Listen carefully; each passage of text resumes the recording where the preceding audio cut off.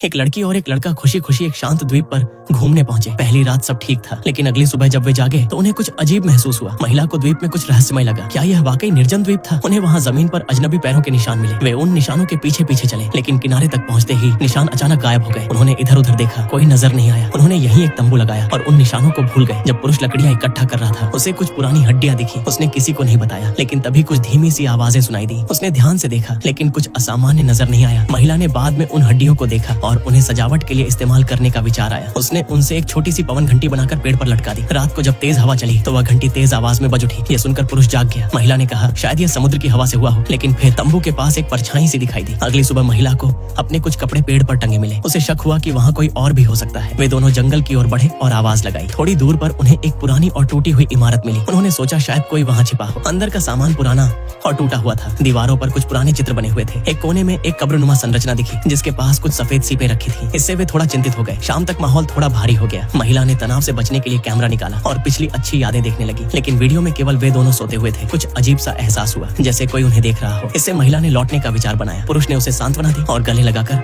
उसका मन हल्का करने की कोशिश की, लेकिन मन की बेचैनी कम नहीं हुई। उन्होंने जंगल में आगे बढ़ते हुए एक नाव देखी। एक व्यक्ति उन्हें दूर से देख रहा था, इसीलिए वे सतर्क हो गए और छिपते हुए पास के एक गाँव जैसे स्थान की ओर बढ़ गए। रात को तंबू में उन्होंने दिन भर की बातें की। तभी अचानक किसी के चिल्लाने की आवाज आई। पुरुष एक लकड़ी का डंडा लेकर स्रोत की ओर गया। एक पुराना घर मिला जहाँ से आवाज आ रही थी। अंदर पहुँचते ही एक किताब दिखाई दी, लेकिन पढ़ने से पहले महिला ने उसे बुला लिया। उन्होंने पास की एक जगह पर कुछ लाल मूंगा देखा, लेकिन माहौल अब और भी रहस्यमय हो गया था। अगली सुबह महिला को कुछ ऐसा दिखा जिससे वह घबरा गई। वहाँ कुछ अनजाने चिन्ह थे और काटने के निशान जैसे दिख रहे थे, लेकिन सब अस्पष्ट था। अब पुरुष को लगा कि बात बढ़ रही है, इसलिए वह पास के लोगों से बात करने गया। एक हल्की बहस हुई, लेकिन किसी ने नुकसान नहीं पहुंचाया। महिला ने एक संदिग्ध व्यक्ति के पास कुछ असामान्य वस्तु देखी और तुरंत वहाँ से लौट आई। वे वापस तंबू पर पहुंचे। महिला ने पुरुष की चोटों की देखभाल की। उन्होंने नाव की जाँच की, लेकिन कोई स्पष्ट सबूत नहीं मिला। पुरुष नाव पर चढ़ गया और कुछ ढूंढने लगा। तभी अचानक कहानी में मोड़ आया। पुरुष को महसूस हुआ कि वह और उसकी साथी पेड़ से बंधे हैं और एक अजनबी उन्हें घूर रहा है। इसके बाद कुछ समय अंधेरे और डर के माहौल में बीता। वे किसी तरह खुद को छुड़ाने में कामयाब हुए और वहाँ से भाग निकले। अगली सुबह महिला ने देखा कि उसका साथी लापता है। उसने उसे ढूंढने की कोशिश की और एक पुराने स्थान पर